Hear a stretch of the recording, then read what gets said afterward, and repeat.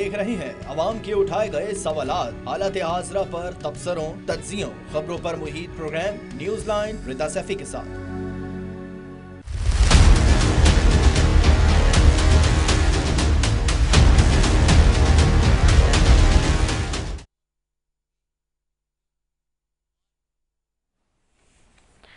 अस्सलाम वालेकुम, मैं हूँ रिदा सैफ़ी। आज का दिन भी पाकिस्तान के लिए बेहद अहम दिन था।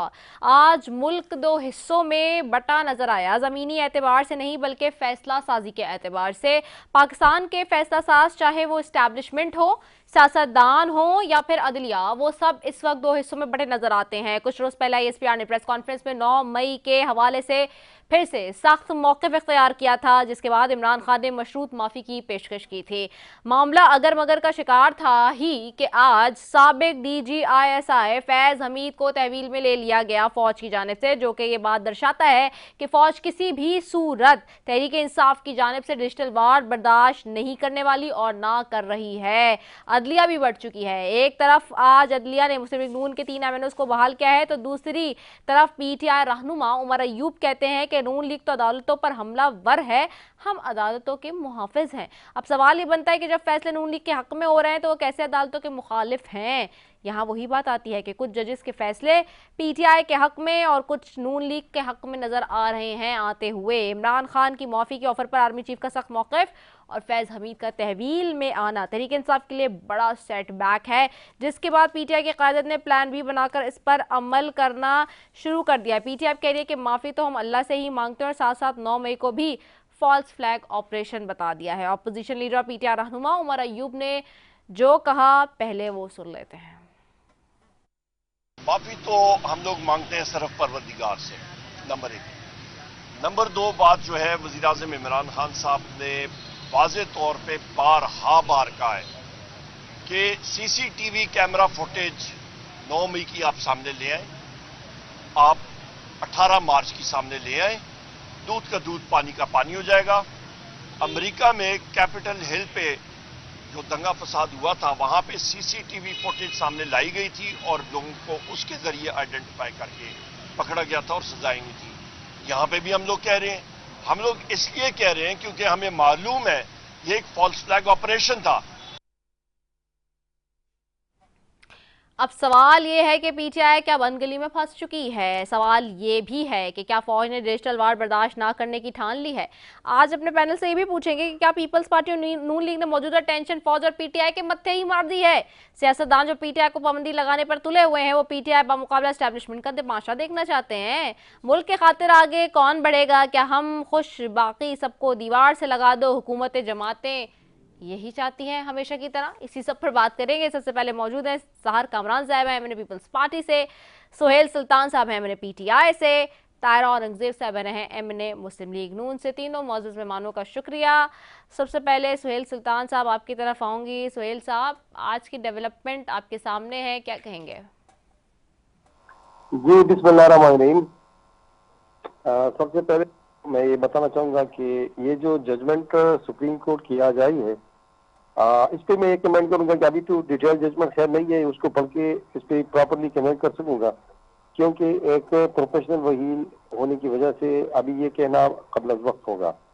बहरहाल हमें ये तवक्को थी कि सुप्रीम कोर्ट जो है वो हाई कोर्ट की उस ऑर्डर को सस्पेंड करेगी जो उन्होंने हमारे खिलाफ दिया था। बहरहाल ऐसा नहीं हुआ। लगे ऐसे रहा है कि हमारा जो मौक़िफ़ है कि मुस्लिम लीग को जो है फायदा देने के लिए ये सब कुछ किया गया है। बहरहाल अभी जो उमर अयूब साहब की स्टेटमेंट है, इस पर मैं ये कमेंट करूंगा कि बिल्कुल ये हमारा एक मौक़िफ़ है इस पे कि अगर हम हमारी जितनी भी कारकुनान, हमारे जितने भी लीडरान 9 मई के वाक़े में मुलव्विस है बकौल हुकूमत के, तो मेरा ये कमेंट है कि अगर हुकूमत इनकी है, इदारे इनके हैं, इंटेलिजेंस विंग जो है पुलिस का वो इनके पास है, इंटेलिजेंस ऑफिसर जो है, इन्वेस्टिगेशन ऑफिसर जो है वो इनके हैं, तो प्रॉपरली उसको इन्वेस्टिगेट होना चाहिए और प्रॉपरली हमारे खिलाफ जितने भी सबूत है वो सामने लाए जाए। हमारा ये मामूली सा डिमांड है कि अगर CCTV फुटेज इनके पास मौजूद है तो उनको कानून की कटघरे में लाया जाए और सारे मुलजमान को और उनको सारे को कोर्ट में पेश किया जाए सबूतों को। तो ये हमारा कौन सा ऐसा अनोखा मुतालबा है जिसको ये नहीं मानते, या कि ये कैसा हमारा मुतालबा है जो कि गैर कानूनी है या स्टेट में ये मुमकिन नहीं है। ये तो बहुत ही सादा मुतालबा है कि अगर इनके पास फुटेजेस है, इनके पास विजुअल मौजूद है, तो वो अदालत में भी पेश करे, मीडिया पे भी लाए लोगों को, और ये एक जुडिशियल कमीशन इस पे कायम होना चाहिए जो सारे इतने जो फैक्ट्स है वो उनको पेश कर सके। दूसरी बात ये कि ये जो पाबंदी की बात हो रही है, देखिए ये एक सियासी बैटलफील्ड है। सियासी बैटलफील्ड में सियासी बातें होती है, सियासी बातें जो है वो सियासी पार्टियों के दरमियान ही होती है। इस मुल्क की जितनी भी पार्टीज है वो अपना अलग अलग वोट बैंक रखते हैं, इसकी अलग अलग लीडरशिप है, इसकी अलग अलग पॉपुलरिटी है अवाम के दरमियान। इस वक्त भी पाकिस्तान तहरीक इंसाफ की पॉपुलरिटी सबसे ज्यादा है। इसीलिए मेरा ये ख्याल है कि इलेक्शन में ये पार्टी समझती है कि हम उनको हरा नहीं सकते। वोट बैंक सबसे ज्यादा पाकिस्तान तहरीक इंसाफ का है, वोट बैंक सबसे ज्यादा इमरान खान का है। जब आपने देखा जनरल इलेक्शन में हमारे साथ निशान नहीं था, हमारी लीडरशिप सारी जेलों में बंद थी, हमारे साथ पार्टी का नाम नहीं था, इसके बावजूद लोगों ने हमारे निशानात तलाश करके हमें लाखों की तादाद में हमें वोट थे। सारे पाकिस्तान से अगर दांदी नहीं होती तो आज इस मुल्क के वज़ीर आज़म जो है वो इमरान खान होते। तो इसलिए मैं ये समझता हूँ कि सियासी जो बातें हैं वो सियासत में होनी चाहिए, सियासी हल निकालना चाहिए। देखिए सबसे मेरा ख्याल है कि सब सियासी पार्टियों से, सब केसेस से सबसे अहम जो चीज है वो हमारे सामने है, वो है पाकिस्तान। हम सब ने पाकिस्तान की सालियत के लिए सोचना है, हम सब ने पाकिस्तान की तरक्की के लिए सोचना है, और हम सब ने पाकिस्तान की इन गरीब अवाम के लिए सोचना है जो मुल्क में दर बदर की जिंदगी गुजार रहे हैं, जो गुर्बत की लकीर के नीचे जा रहे हैं।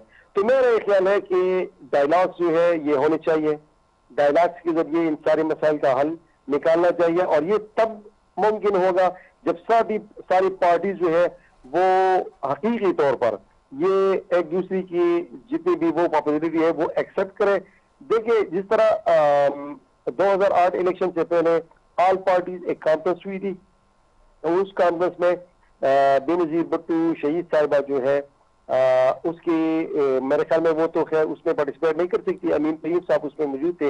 इसके बाद पार्टियों ने एक बहुत बड़ी अचीवमेंट हासिल की थी, चार्टर ऑफ डेमोक्रेसी। मतलब हम डेमोक्रेसी को सपोर्ट करेंगे, और सारी पार्टीज जो है ना, सारी पार्टीज ने डेमोक्रेसी को सपोर्ट किया, और इसी वजह से अगर इस मुल्क में आज डेमोक्रेसी है तो चार्टर ऑफ डेमोक्रेसी की वजह से है। तो मैं समझता हूँ कि आज भी सारी सियासी पार्टियों को और सियासी लीडरान को संजीदगी से इसका हल निकलना चाहिए, और जिस पॉलिटिकल टर्माइल से हम गुजर रहे हैं, जिस पॉलिटिकल इनसर्टेनिटी से हम गुजर रहे हैं, अनसर्टेनिटी से हम गुजर रहे हैं, इसका हल जो है सारे पॉलिटिशियंस को, सीनियर पॉलिटिशियंस को, सीनियर लीडरान को ढूंढना होगा। तो मैं समझता हूँ कि इमरान खान का ये जो मुतालबा है ये बिल्कुल दुरुस्त है कि ये जो होना चाहिए सारी ये जो कैमरास और ये फुटेजेस जो है वो सामने न जाए, तो ये बिल्कुल सही बात है ना। क्यों हमारी जितनी सैकड़ों कारकुनान कोर्ट ट्रायल जो है पेश कर रहे हैं, बहुत ही सैकड़ों कारकुनान हमारे जेल के अंदर है, और आज तक ये पता नहीं चला कि इसकी सीसीटीवी फुटेजेस मौजूद है या नहीं है, अगर आए हैं तो कौन आए हैं, हमला किया है तो किसने किया है। तो ये सारे फैक्ट्स जो है ये सामने आनी चाहिए, और ये चीजें जो है ये तारीख का हिस्सा फिर बन जाती है। ये बाद में 10 साल बाद, 15 साल बाद ये तारीख का हिस्सा बन जाती है, और ये जो है एक वेल नोन थिंग है कि तारीख कभी भी झूठ नहीं बोलती। तो अगर ये हमारी सारी जी ठीक हो गया है। सहर कामरान साहिबा की तरफ जाऊंगी। सहर कामरान साहिबा, आज की डेवलपमेंट आप लोग कैसे देख रहे हैं, पीपल्स पार्टी कैसे देख रही है? आपके जो है वो फैसल वाडा जो है वो कह रहे हैं कि ये तो शुरुआत है, अभी बहुत बड़े बुत गिरने वाले, आने वाले दिनों में बानी पीटीआई और पीटीआई ज़मीन पर लेट जाएगी। जनरल फैज़ हमीद साहब को फौजी तहवील में ले लिया गया है, कोर्ट मार्शल का अमल शुरू हो गया है। ये एक गैर मामूली बात है इस सारी सूरत हाल में, और keeping this in the view, जिस तरह के आज राना सनाउल्लाह साहब और फैसल वाडा साहब स्टेटमेंट दे रहे हैं, पीपल्स पार्टी कैसे देख रही है?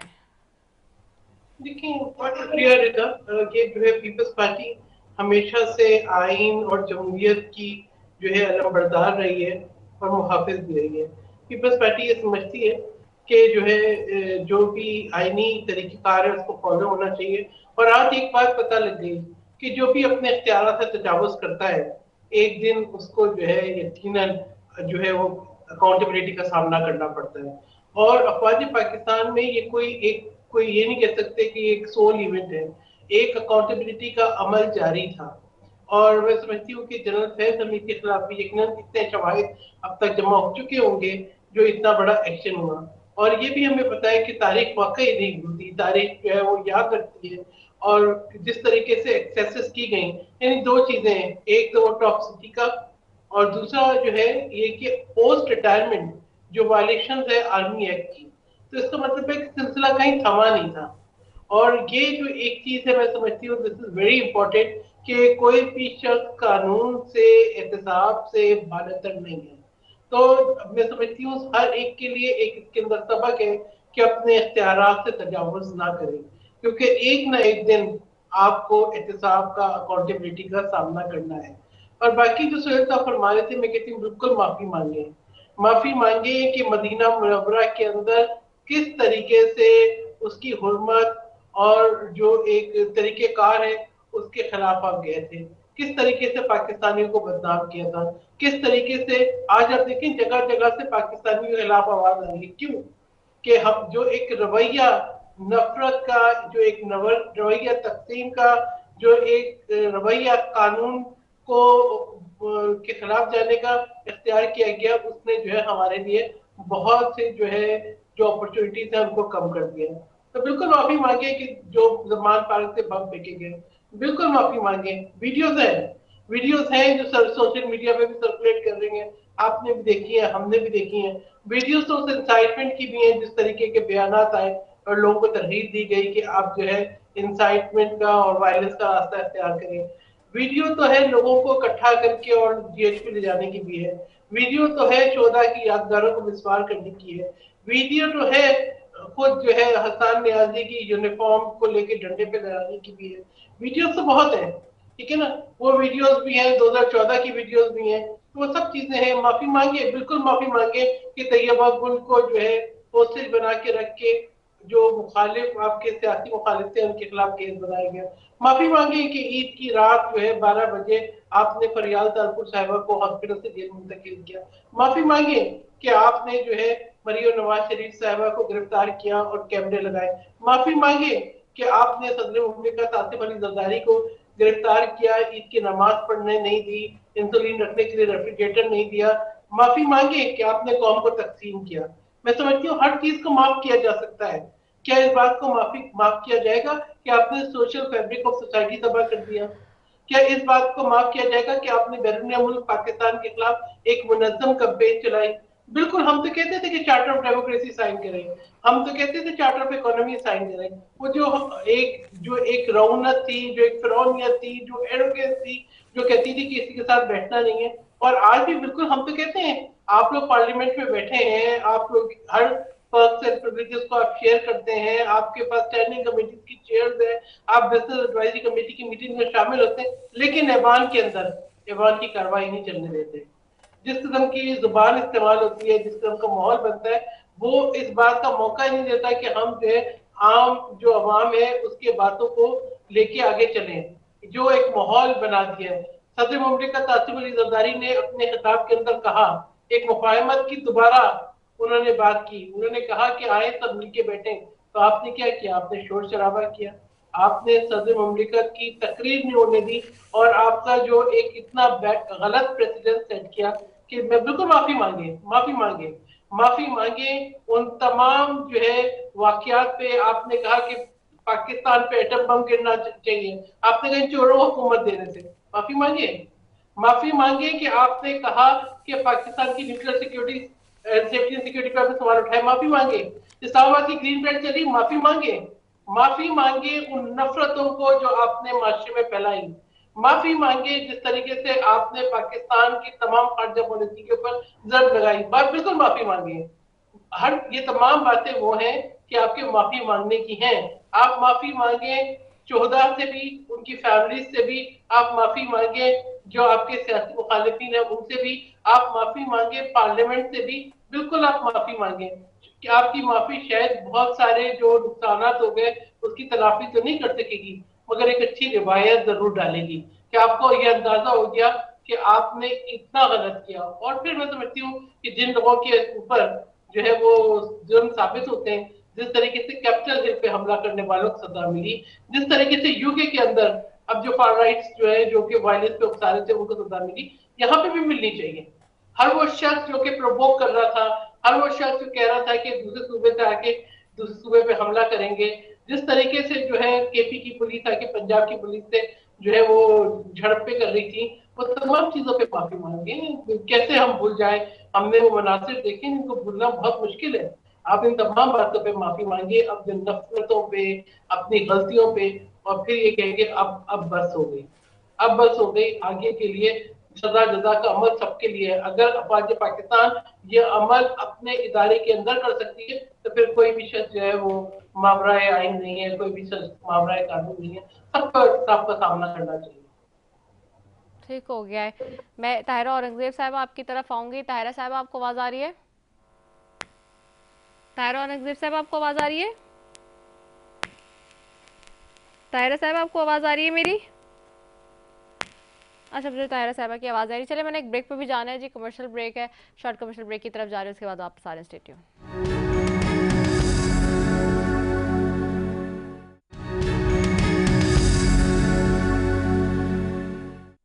वेलकम बैक नाजरीन। और ब्रेक पे जाने से पहले जी बात हो रही थी सहर कामरान साहब और सुहेल सुल्तान से, और अब मूविंग फॉरवर्ड ताहिरा औरंगजेब साहबा की जानिब जाऊंगी। मुस्लिम लीग नून का भी मौक़िफ़ वैसे तो राना सनाउल्लाह साहब दे चुके हैं, लेकिन मज़ीद इसके ऊपर क्या समझती है पार्टी और कैसे देख रही है आज की इस डेवलपमेंट को, उनसे ही जानूंगी।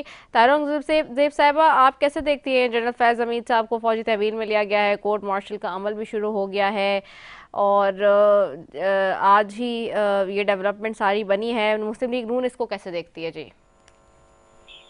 बिस्मिल्लाहिर्रहमानिर्रहीम।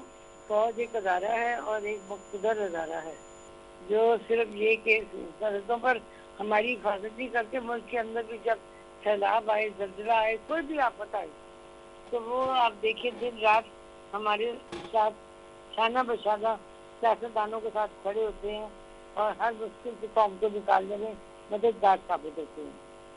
तो ये अगर आज जनरल फैज़ हमीद साहब को पकड़ा गया है तो ये एक अदारे का, उनके ही अपने आदमी के खिलाफ कोर्ट मार्शल का फैसला है जो सिविल बंदा कर सकता।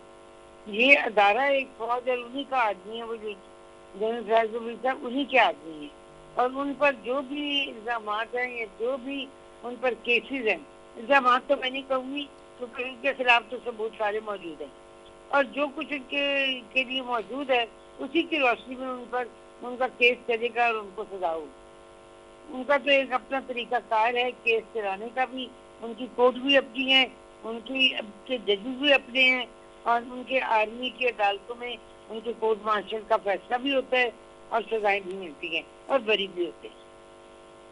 तो ये प्रेसिडेंट आप समझती हैं कि अच्छा सेट हो रहा है आइंदा आने वाले दिनों के लिए भी, और इससे लोगों को सिविल सेटअप में भी समझ आएगा कि किस तरह से कोई भी शख्स जो है वो कानून और आइन से बालातर नहीं है? ये बहुत अच्छी बात है, ताकि आइंदा इस कौम को, इस आने वाले लोगों को, इन अदारों को ये इल्म हो कि कोई तो एहतसाब है जो सही कर रहा है और जिनका एहतसाब होना लाजमी है। क्योंकि पाकिस्तान है तो पाकिस्तान की रियासत कायम है, तो सियासत भी है, अदारे भी हैं, इंसाफ भी है, कानून भी है, आइन भी है, और अल्लाह ताला पाकिस्तान को कायम दायम रखे। आमीन। हमने हमेशा पिछले 16 माह की हुकूमत में भी सियासत भी की, रियासत को बचाया। डिफॉल्ट के दहाने पे पीटीआई छोड़ के गई थी और वाशगाफिल ऐलानात करके गई थी कि पाकिस्तान डिफॉल्ट हो रहा है। हमने तो सिर्फ आगे अपने कोलिशन पार्टी की मदद से, जिनमें पीपल्स पार्टी भी थी, हमारे एलाइज सबसे बड़े और इत्तेहादी भी थे, उन लोगों की मदद से हमने पाकिस्तान को इस भंवर से निकाला और जो माशी हालात के करके छोड़ गए थे उससे निकाला। फिर दहशत गर्दी आपके सामने फिर से उठ के आई, और जो कुछ इन्होंने किया वो भी तमाम मीडिया ने दिखाया। किस किस चीज को नहीं दिखाया, किस किस लीडर का बयान नहीं आया, मीडिया, हर मीडिया ने दिखाया। इन्होंने कहा कि अगर हम आप तक ना पहुंच सके, अरेस्ट हो गए तो जो हदायत हमने दी हैं उन मुकामात पे पहुँच के वो तमाम काम आपने करने हैं जिसका हमने आपको हदायत जारी की है। और वो काम क्या थे? अदारों पर हमले, स्टैच्यूज को तोड़ना, जिना हाउस तौर पे हमला, रेडियो पाकिस्तान की बिल्डिंग पे हमला, ये वो काम थे जो ये पहले से प्लान कर चुके थे। हर चैनल तो दिखा रहा था कि क्या हो रहा है, क्या वाई तबाही हो रही है और किस तरह से इन्होंने नौजवान नस्ल के जहनों को खराब किया। अपने तो दोनों बच्चे बानी पीटीआई के पढ़ते हैं, बाहर मुल्क से बाहर हैं, और बाकी जो लोगों की मासूम बच्चे हैं उनके जहन ये बरकरार के जो कुछ इनके दिमाग में ये फीड कर रहे थे, और इनके सोशल मीडिया के लोग जो बाहर से फंडिंग होती है और इनके वहाँ से सोशल मीडिया चल रहा है, काम कर रहा है, पाकिस्तान के खिलाफ जो ये साइफर लहरा के करते थे कि जी ये अमेरिका ने भेज दिया, ये हो गया। मुझे तो समझ नहीं आती ये इतने झूठ बोलते किस लिए। और माफी की बात भी जो ये करते हैं, ये तो हर बात पे यूटर्न लेते हैं, इनकी किस बात का एतबार किया जाए। कभी हम माफी मांगेंगे, कभी हम लोगों से नहीं मांगेंगे, हम खुदा से मांगेंगे, हम एस्टैब्लिशमेंट से नहीं। बात ये है कि तो अल्लाह ताला का भी हुक्म है, हशर के मैदान में जो गुनाह हमने अल्लाह ताला के हजूर किए हैं, अल्लाह ताला उनको माफ करने पर कादिर हैं। लेकिन जो हम किसी इंसान के साथ ज्यादती करते हैं या गुनाह उसके साथ करते हैं, तो अल्लाह ताला भी फरमाते हैं कि आप उस शख्स पर जाके माफी करवाए जिसके हक में आपने ये गुनाह सरजद किया है या ये नुकसान है कि जिसके हकूक का माल किए हैं, आप उनसे पहले जाके माफी करें, फिर मैं आपको बख्शूंगा। ये भी हमारा इस्लाम कहता है। तो ये किस किस्म मशरूत है, कभी किसी तरह कभी किसी तरह दिखा जा रहा है। पहले तो बुलाए ना, ये लोगों के बच्चों से कुर्बानियां मांगते हैं कि उसको कर दो, इधर उधर को उसको कर दो, उसको उठा दो, उसको आग लगा दो, उनका मुहासरा कर लो। पेट्रोल पंप फेंके जाते हैं पुलिस पे, उन रेंजर्स पे जिनकी हिफाजत की बात खड़ी की जाती है। मुझे तो नहीं समझ आती है किस किस्म की सियासतदान है। ये तो एक इंतशार पसंद जमात मुझे लगती है जिससे पाकिस्तान के अंदर सवाए फितना और फसाद के और कोई काम किया नहीं। किस तरह से उन्होंने मोहतरमा मरियम नवाज साहिबा को, फरियाल ताजपुर साहिबा को, शहबाज शरीफ साहब को, राना सनाउल्लाह साहब को, ख्वाजा साद नजीर साहब को, ख्वाजा आसिफ साहब को, जनाब मोहम्मद नवाज शरीफ साहब को, आसिफ अली जरदारी साहब को, तो किस किस का नाम कैसे कैसे गिनवाऊं जो इन्होंने किए और जिनको बेगुनाह इन्होंने अंदर किया और उन्होंने सजाएं भुगती और कोर्ट के अंदर केसेस भी भुगते, बेगुनाह भी फिर हुए। आज तक मैंने नहीं देखा कि राना सनाउल्लाह ने सिगरेट भी छोड़ी जिनका उनका इतना बड़ा हेरोइन का केस डाल दिया। इसमें हनीफ अब्बासी साहब के भी केसेस गलत और झूठे बने। तो अब जब अपनी बारी आई है तो हम ये कर देंगे, हम वो कर देंगे। इंसान जो करता है फिर उसके लिए मकाफात अमल ये दुनिया में और आखिरत की है। हमें अपनी आखिरत को भी नजर रखनी चाहिए और इस दुनिया में भी कि हम किसी को इस कदर जलील ना करें, इस कदर बेगुनाह पे जुल्म ना करें और ना इस कदर इल्जामात की बुछार करें। ठीक है। अच्छा खुद आए तो जी मैडम, दूसरा मैं ये भी जानना चाहूँगी कि लाहौर हाई कोर्ट का फैसला जो कलअदम हुआ है आज करार और नून लीग के तीनों अरकान कौमी असम्बली की रुकनीत बहाल हो गई है, इस पर भी आप क्या कहेंगी? लेकिन आपको मैं जवाब लेती हूँ, एक शॉर्ट कमर्शियल ब्रेक है, मुझे जाना पड़ेगा, उसके बाद वापस आ रहे। Stay tuned.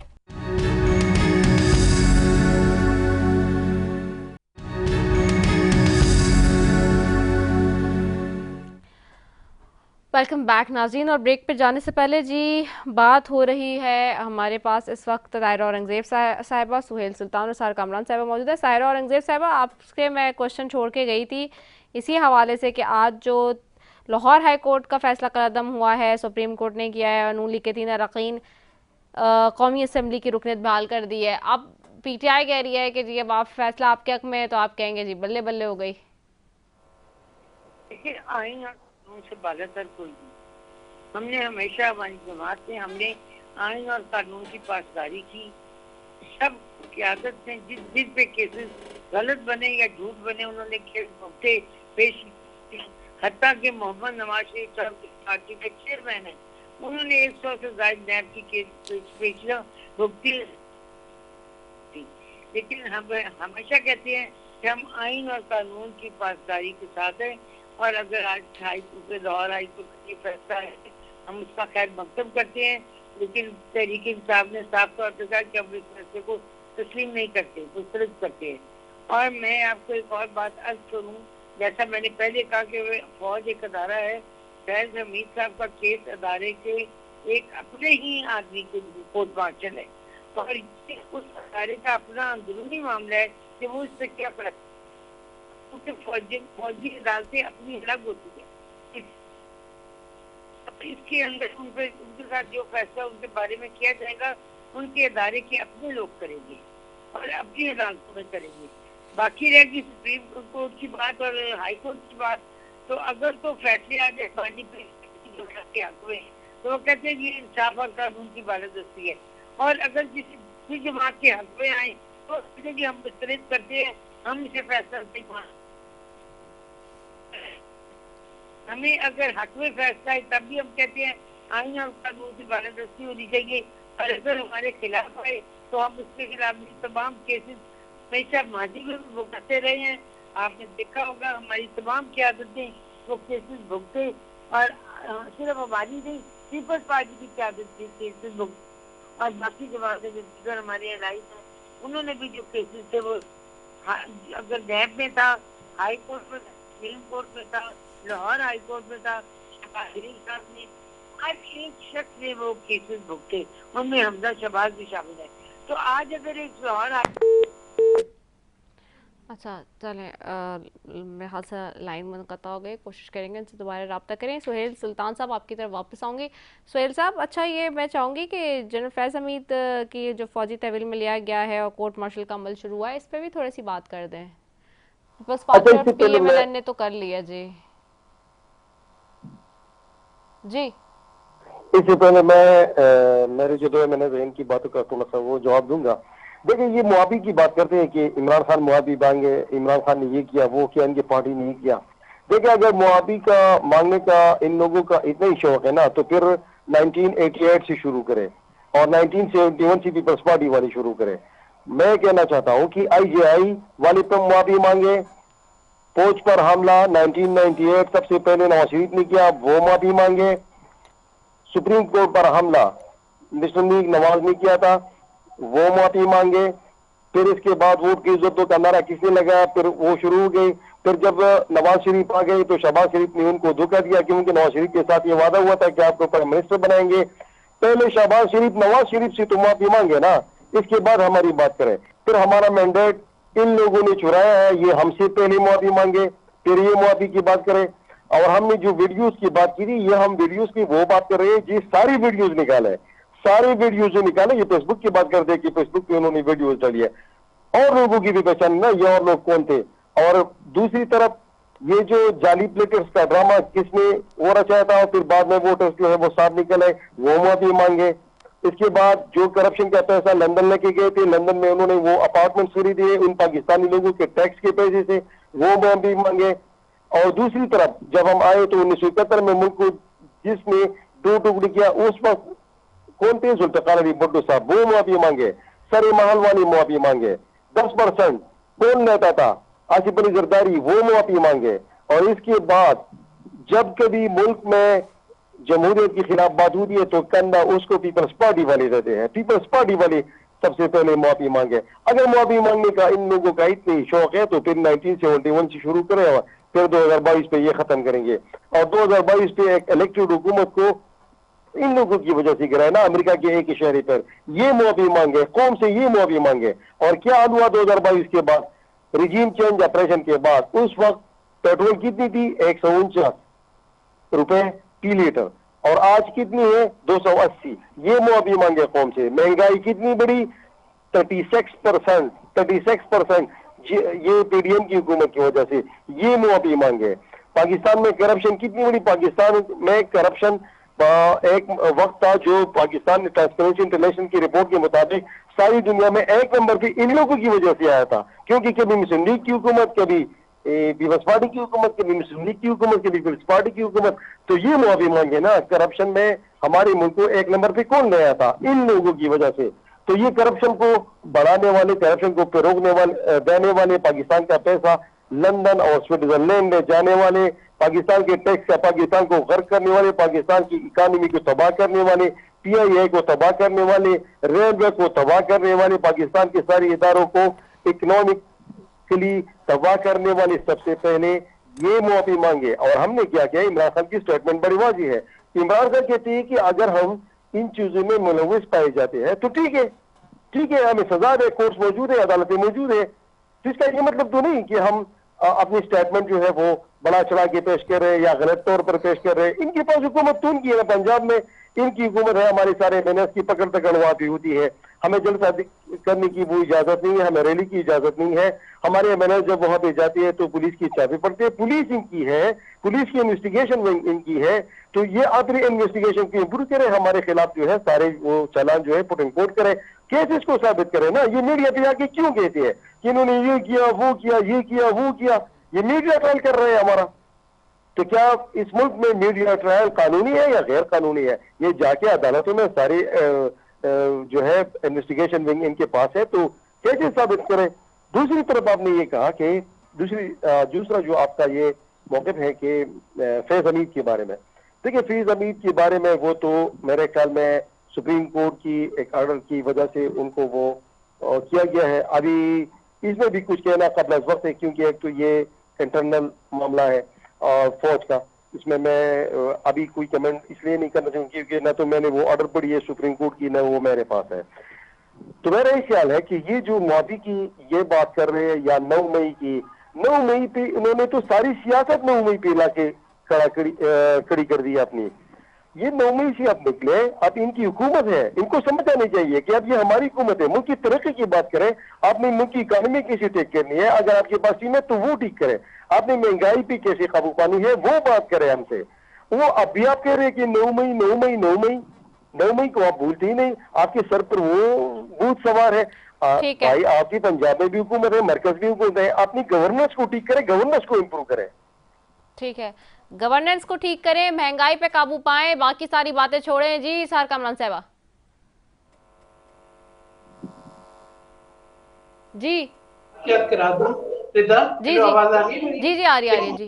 देखिए आज है 12 अगस्त, 12 अगस्त 2024, 12 अगस्त 2019 ये वही दिन है जिस दिन फरियाल साहबा को जबरदस्ती रात के 12 बजे अस्पताल से जेल मुंतकिल किया गया था in violation of the jail manual, सिर्फ ये सोच के कि ईद पे वो अपने बच्चों से अपनी फैमिली से ना मिल सके। ठीक है, ये वही दिन है जब तैयबा गुल को होस्टेज बना के झूठे केस बनाए गए। बाकी आप ना मांगे माफी, लेकिन जब आप पीपल्स पार्टी की बात करते हैं ना तो आप शुक्रिया अदा करें कि अगर आपकी जमात पे पाबंदी नहीं लगी, वो पीपल्स पार्टी है जो आइन और जमहूरियत की मुहाफिज है, जो इन चीजों को सपोर्ट नहीं करती। लेकिन इसका ये मतलब नहीं कि मुजरिमों को सपोर्ट करेगी पीपल्स पार्टी। जिसने जुर्म किया है उसको यकीनन कानून का सामना करना चाहिए और ये जगह भी कह रहे हैं। बाकी पीपल्स पार्टी हमारा जो है 2 दिन के बाद यौम आज़ादी है, तो मैं समझती हूँ हमें बहुत फख्र है कि पीपल्स पार्टी जो है आइन की खालिक भी है, मुहाफिज भी है। पाकिस्तानियों को शराब भी दी, शराफती कार्ड भी दिया, मुल्क की को जो है तरक्की भी दी, इज्जत भी दी, वकार भी दिया, मुल्क के दिफा को नाकाबिल तस्खीर भी बनाया। सदर ममलिकत आसिफ अली ज़रदारी वो शख्स हैं जिन्होंने जलते हुए अवलाओं को और तकसीम होते हुए अवाम को पाकिस्तान कप्पे के किनारे के साथ एक कौम कर दिया। ठीक है, जिन्होंने दोबारा आइन को बहाल किया, अपने अख्तियारात पार्लियामान को मुंतकिल किया, वो तो मोहसिन है जमहूरियत में। तो बात यह है कि आपसे बिल्कुल बात की, आपसे उन्होंने आके बात की कि चले बैठे मुफाहमत करते हैं। मसला ये है कि बताऊं कि जो इमरान खान साहब है उनकी पूरी सियासत जो है वो शरंगेजी पे है, इंतशार पसंदी पे है। वो सिर्फ खबरों में रहना चाहते हैं, इसके सुबह एक बयान देते हैं, शाम को एक और बयान देते हैं, फिर अपने किसी एक जो है पार्टी के जो है मेंबर से एक बयान दिलाते हैं, दूसरे से कुछ और मेंबर कुछ और बयान दिलाते हैं। वो जिन्होंने कहा था मैं बारूदी सुरंगें बिछाऊंगा, तो बारूदी सुरंगें उन्होंने अपनी जमात में भी बिछाई हैं, क्योंकि वो ये चाहते ही नहीं कि उनकी गैर मौजूदगी में जमात मुनज़्ज़म हो जाए। इसलिए वो अदल बदल तब्दीलियां और मौक़िफ़ की भी तब्दीलियां वो यू टर्न लेते रहते हैं। ये जो है ना समझने की, और कहते हैं ना बिल्कुल इकोनॉमी की बात करूंगी, आपने खत लिखे IMF को, आपने कोशिश की कि GSP प्लस कैंसिल हो जाए, आपने IMF से मुआहदा किया, उसके बाद जो है आपने उस मुआहदे की वायलेशन की, तो बिल्कुल बारूदी सुरंगें आपने कहा था कि बना के गए आप। ठीक हो गया, बारूदी सुरंगे बना के गए। बहुत शुक्रिया सहर कामरान साहब आपका, सुहेल सुल्तान साहब का, ताहिर औरंगज़ेब साहब का। तो प्रोग्राम को वक्त खत्म हो गया है नाज़रीन, इसी के साथ अपनी मेज़बान सफ़ी को दीजिए इजाज़त। पाकिस्तान जिंदाबाद।